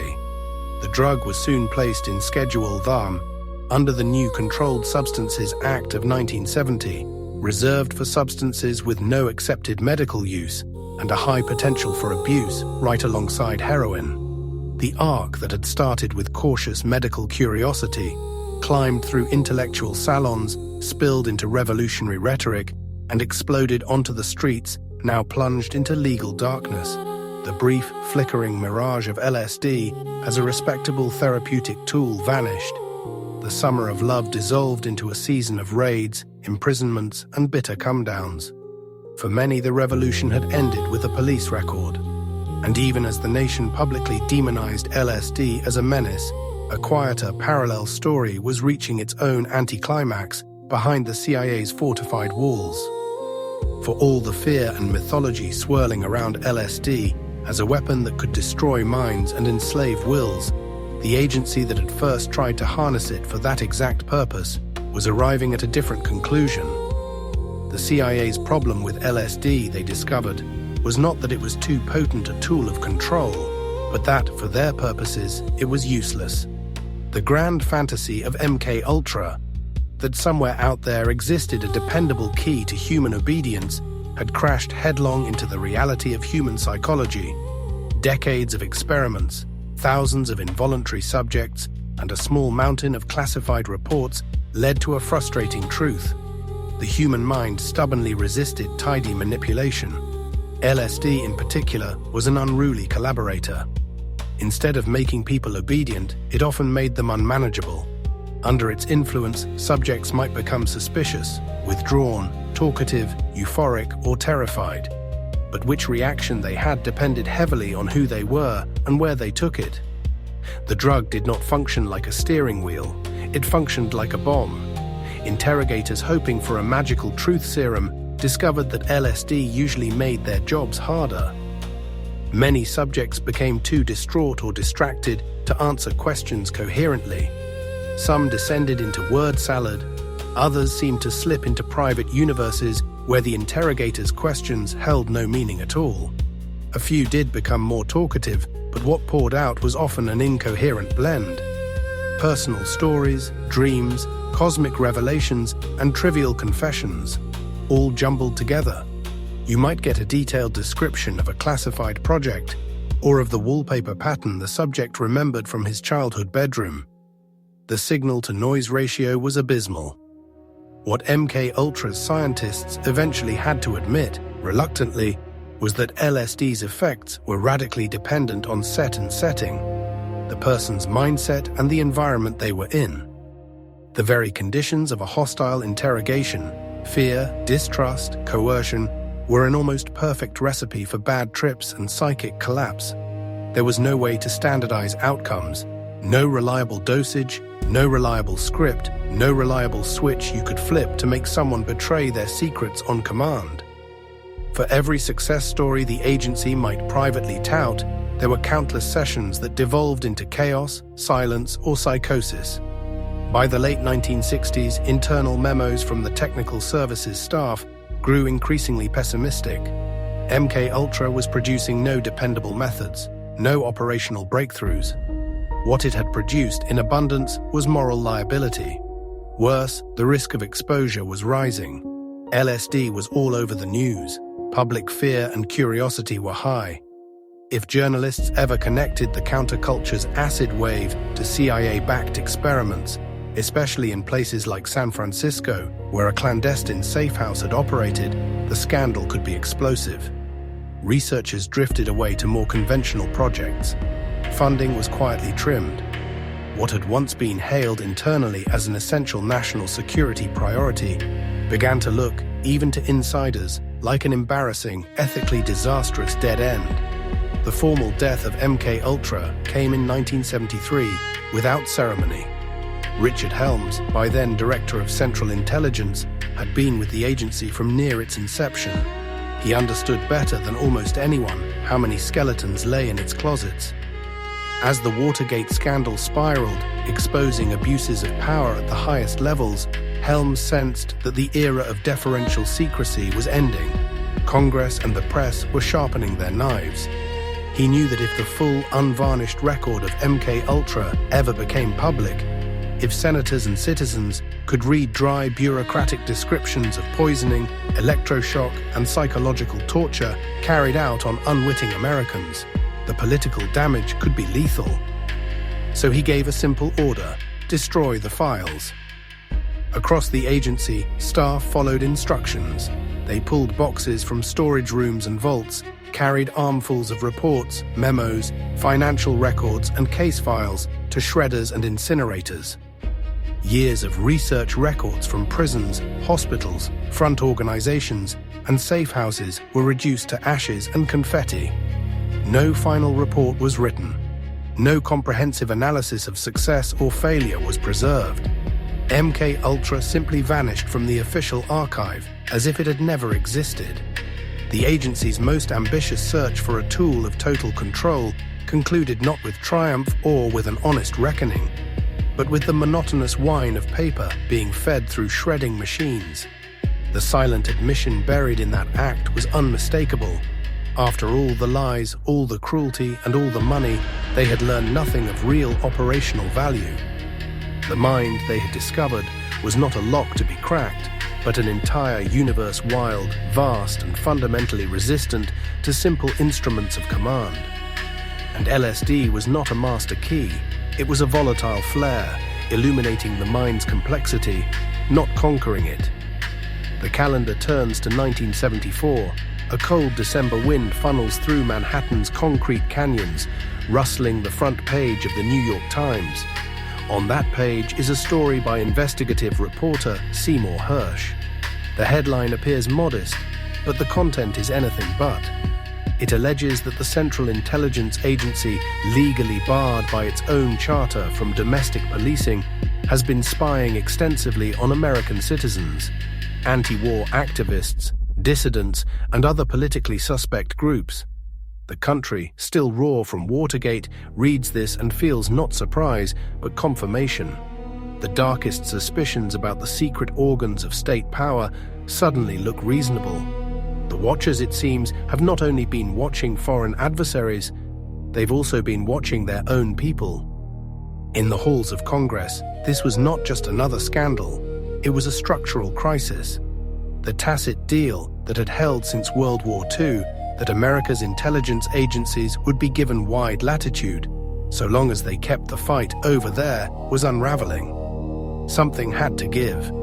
In early 1975, the US Senate formed a special committee with a long, forgettable title: the Senate Select Committee to Study Governmental Operations with Respect to Intelligence Activities.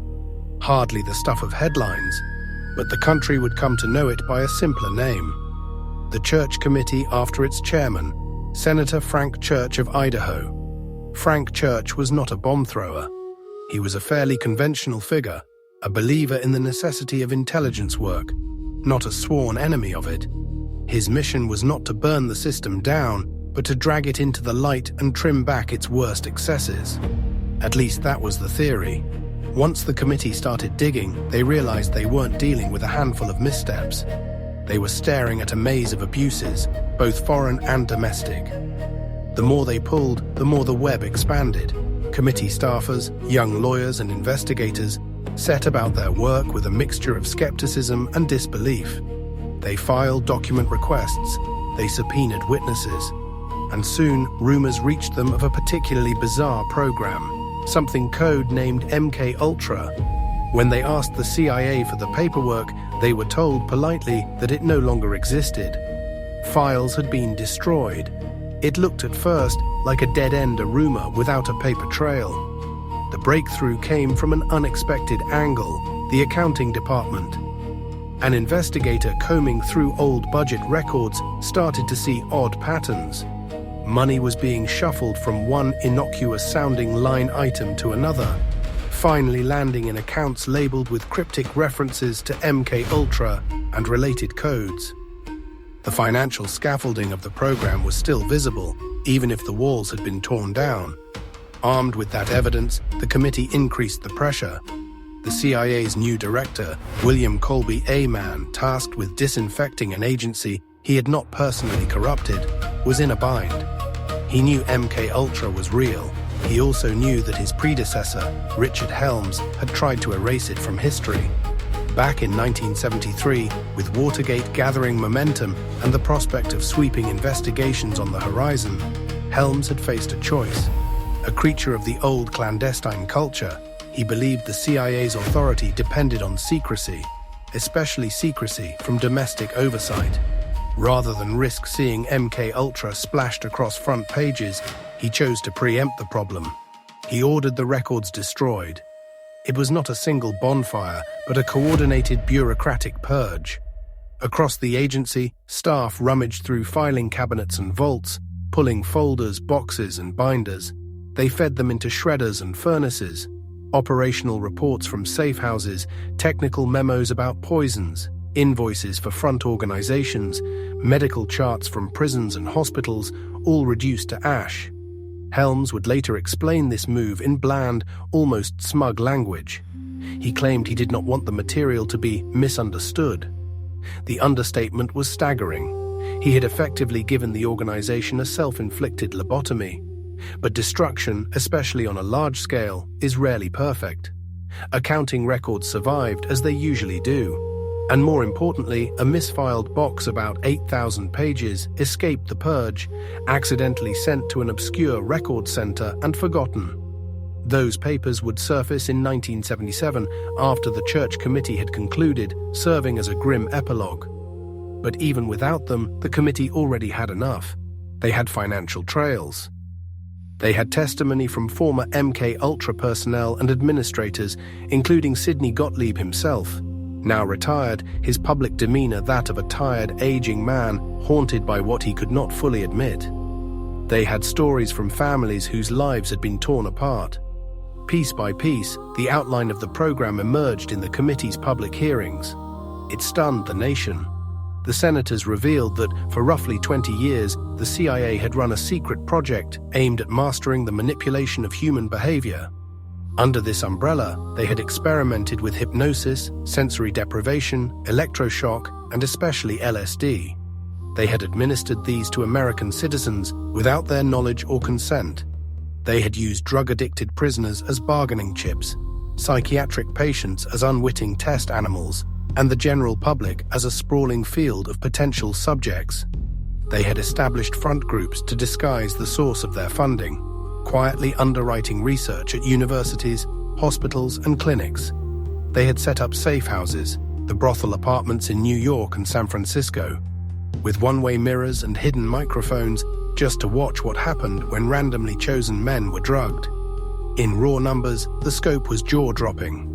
MKUltra encompassed at least 149 sub-projects, involving some 80 institutions, 44 colleges and universities, 12 hospitals, 3 prisons, and several pharmaceutical companies and private research centers. Many of the academics involved had never been told who their real sponsor was. The stated goal, in abstract bureaucratic prose, was to explore behavioral modification. In plainer terms, it was a sprawling, often chaotic attempt to find ways to control people. Truth serums, memory erasers, disorientation agents, and, in the most extreme fantasies, a programmable assassin. For viewers at home, watching these revelations on their televisions, this wasn't just about one rogue program. It felt like a verdict on an entire apparatus that had operated in the dark since W2. The CIA hadn't just monitored Americans, it had treated them as expendable resources in a series of reckless experiments. Public trust, already shredded by Vietnam and Watergate, took another profound blow. The Church Committee's final report documented all of this in measured, careful language, and in doing so, etched MKUltra into the country's permanent memory. The secrets were no longer secrets, but that did not mean the wounds would heal. The televised hearings ended, the thick blue volumes of the committee's findings were printed, and Washington moved on to its next scandal. But for the people personally entangled in MKUltra's shadows, the story would not resolve so easily. Behind every abstract subject number in those reports was a person, and behind every person, a family. For many, the church committee provided the first clue that something profoundly wrong had been done to them or their loved ones. No case illustrated this better than that of the Olson family. For more than 2 decades, they had carried a story that they had never thought to question. Their husband and father, Frank Olson, had suffered a sudden mental collapse and died by suicide in 1953.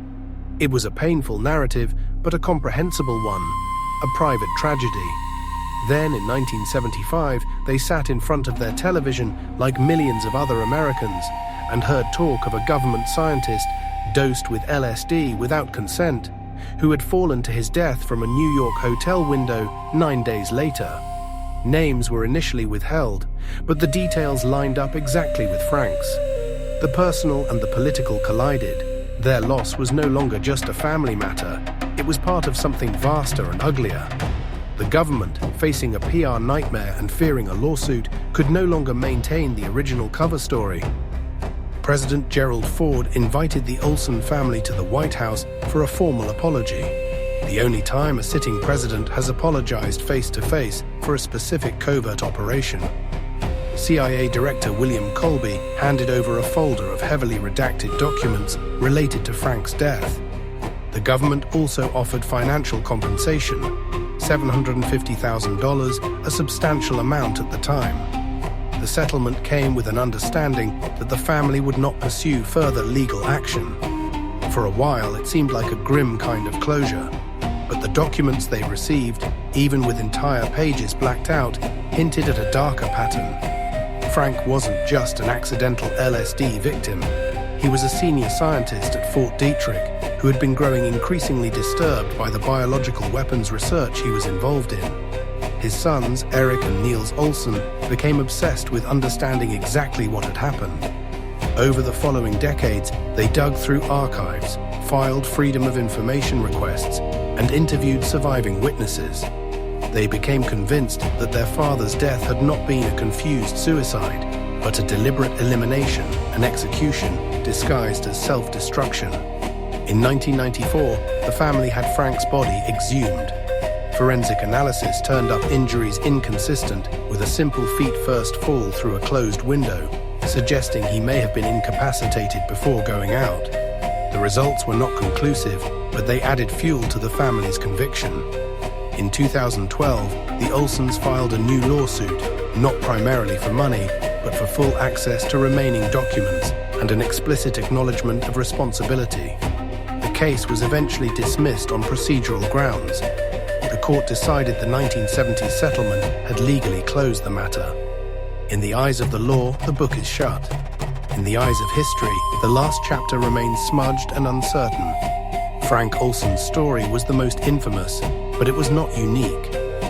As more information trickled out in the wake of the church committee, a pattern emerged.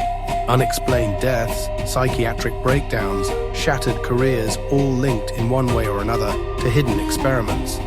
Take the case of Harold Blower, a professional tennis player. In 1952, he checked himself into the New York State Psychiatric Institute for depression. Doctors told him they were trying a new medication protocol. In truth, he was being given massive doses of an experimental mescaline derivative under a contract with the US Army. Over a series of sessions, he received at least 5 escalating injections. After the last, he went into violent convulsions and died. For more than 20 years, his ex-wife and daughter were told he had succumbed to a natural medical condition. Only in the 1970s did the truth come out. Harold had been an unwitting test subject in a military chemical warfare study. His family eventually received a settlement after suing the government. Then there was the story of Stanley Glickman, an American artist living in Paris in the early 1950s. One evening, he was approached in a cafe by a group of Americans, one of whom spiked his drink, most likely with LSD. What followed was a prolonged and frightening unraveling. Glickman's mental health deteriorated, his artistic career collapsed. Years later, he came to believe that the man who had drugged him was a CIA operative, possibly even Sidney Gottlieb himself, who was known to have traveled through Europe at that time conducting such tests. Glickman sued, and after a long legal battle, the government settled out of court. Beyond the headline-grabbing cases were hundreds, perhaps thousands of quieter tragedies. Psychiatric patients whose symptoms worsened mysteriously after treatments. Prisoners who left institutions paranoid and broken. People who never knew that what they thought was a breakdown might have had a chemical trigger. Most of their stories are irretrievably lost, buried under shredded files, misfiled charts, and the passage of time. A patient's confused complaints that "the doctors are experimenting on me" could be easily dismissed as paranoia, especially in an era when institutional abuses were barely acknowledged. Alongside these individual wreckages, MK Ultra left behind something harder to quantify: a deep, enduring wound in the public's relationship with its own government. The program did not exist in isolation. It was part of a wider pattern that the 1970s brought to light: COINTELPRO's infiltration of political movements, illegal FBI and CIA surveillance of American citizens, secret wars abroad, and deliberate lies about Vietnam. Together, these revelations convinced millions that the default stance toward official power should not be trust, but suspicion.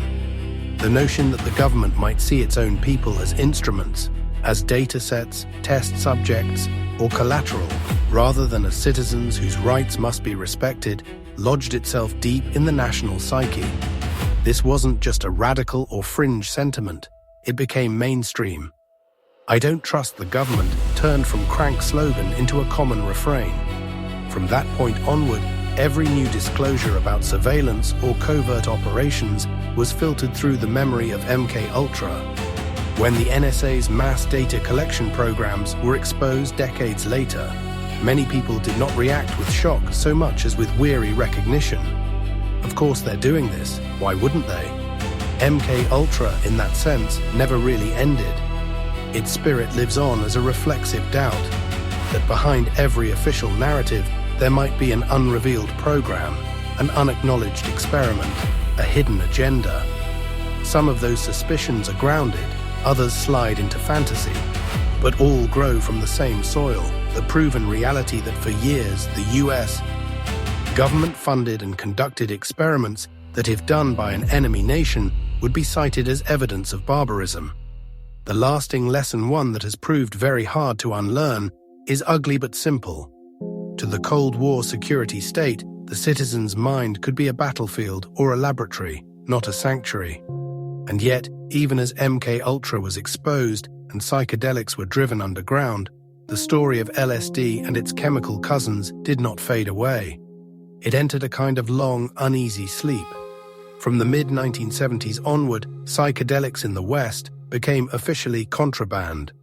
Research funding disappeared. Laws grew harsh.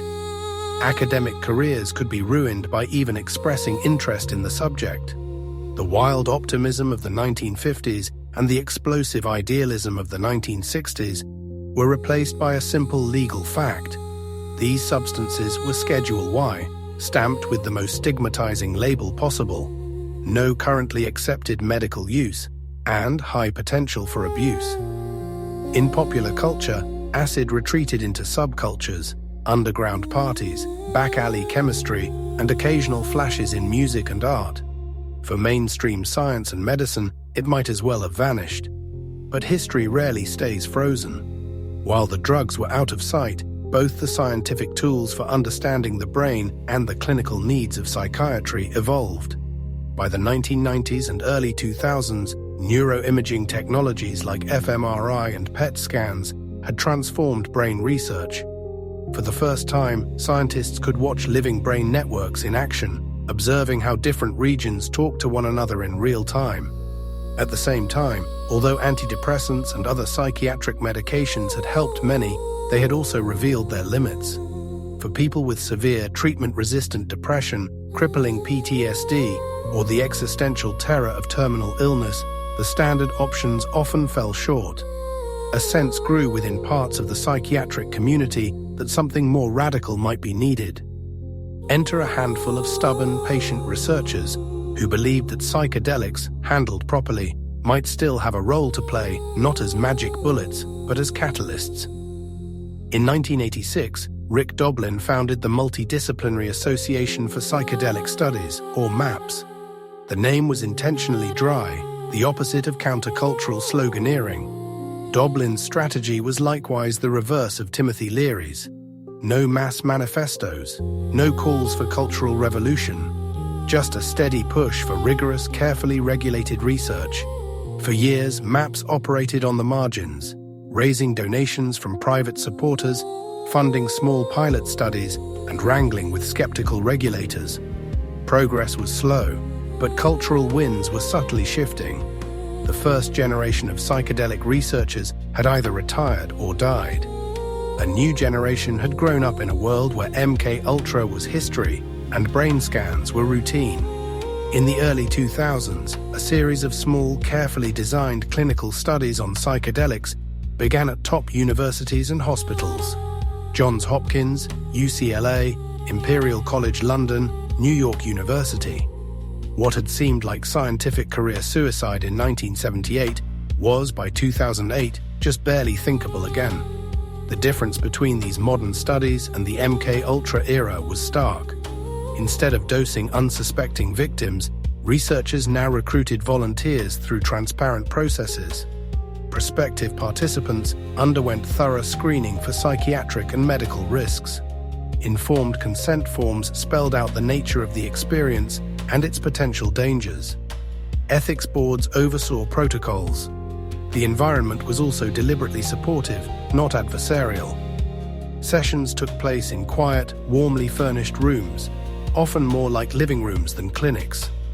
Soft lighting, comfortable couches, and curated playlists replaced one-way mirrors and tape recorders. 2 trained guides, usually a male-female pair, stayed with the participant the entire time. Psychedelics in this modern model were not the treatment on their own. They were one part of a larger therapeutic framework.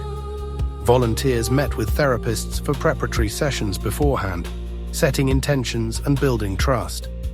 After the psychedelic experience, they returned for integration sessions, where they discussed what had happened and how to apply it to their lives.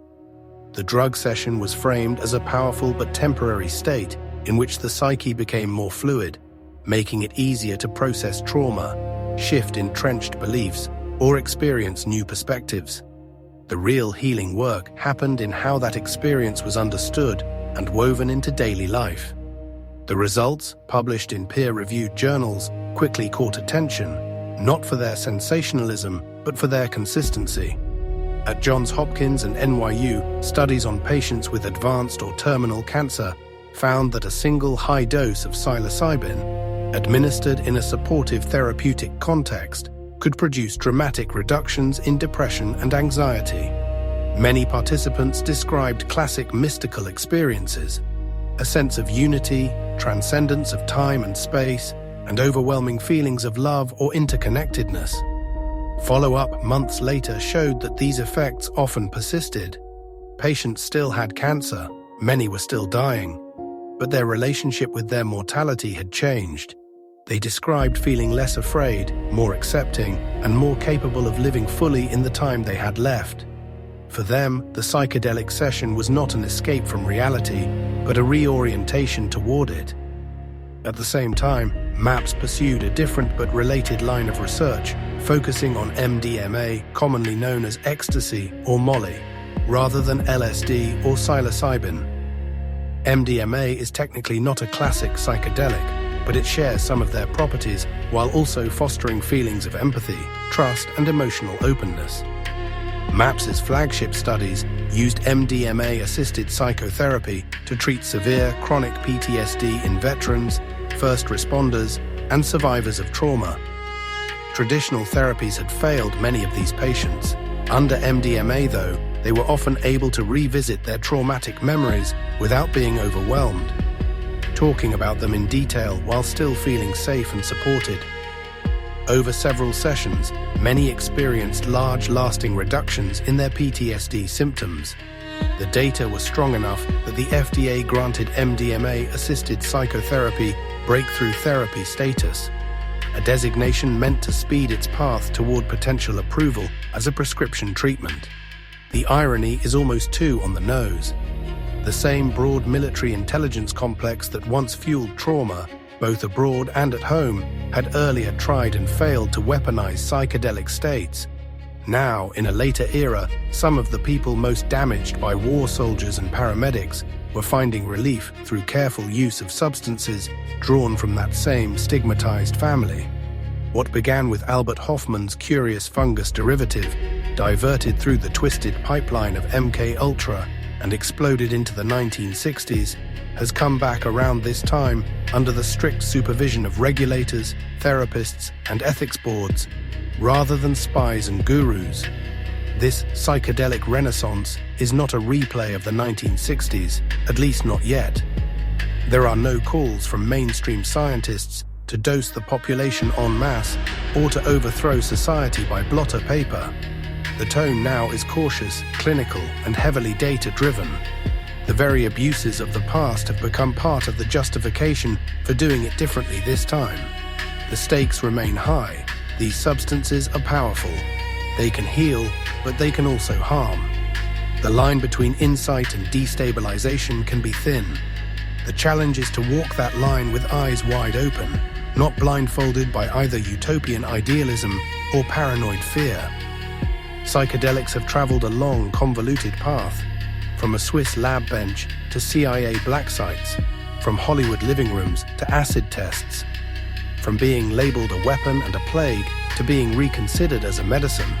Their history is, in many ways, a mirror of our own struggle with power, fear, control, and the search for meaning. Every attempt to use them as a tool of domination has failed.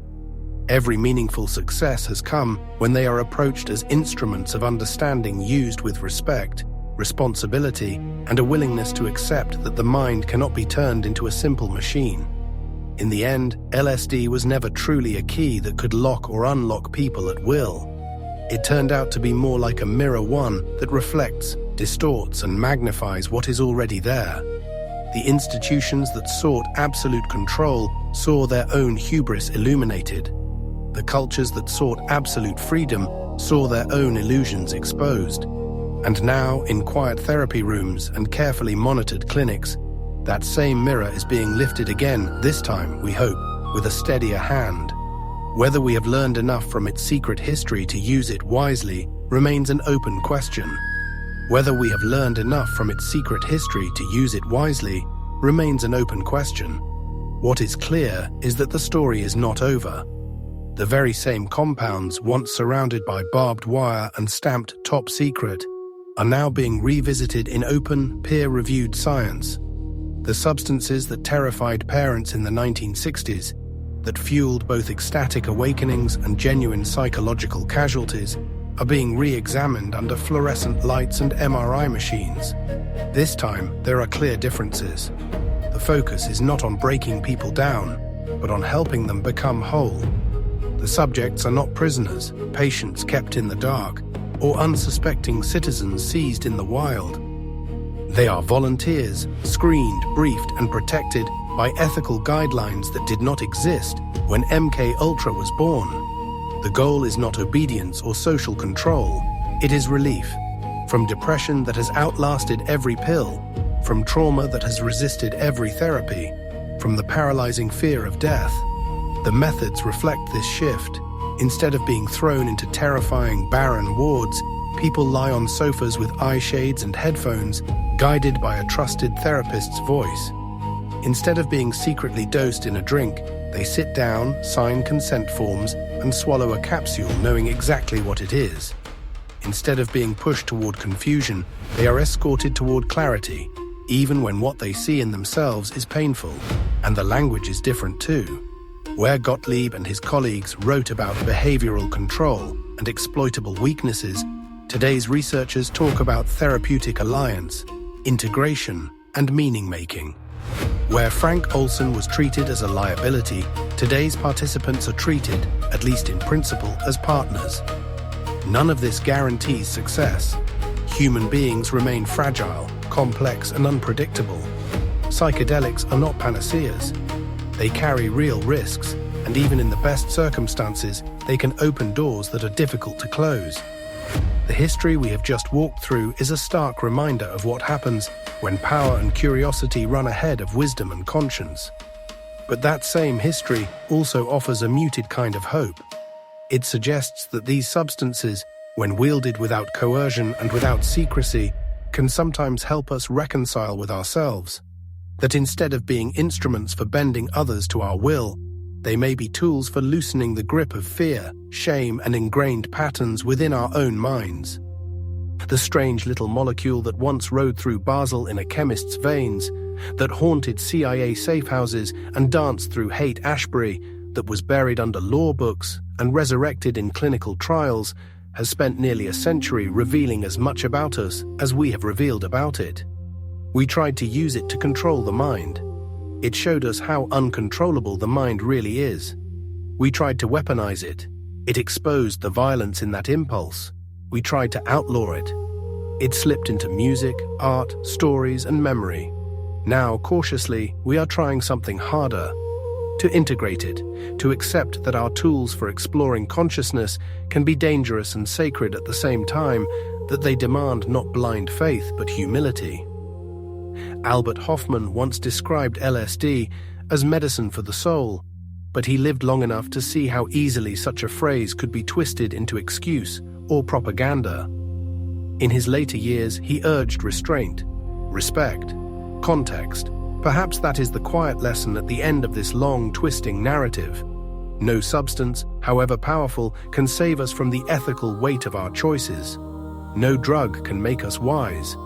At best, it can reveal where we are not. The rest is up to us.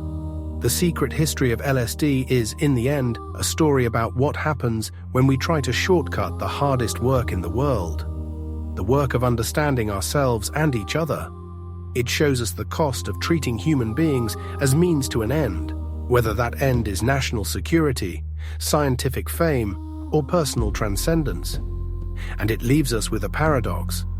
The key that once promised total domination of the mind may, if used with care, help loosen the grip of domination itself.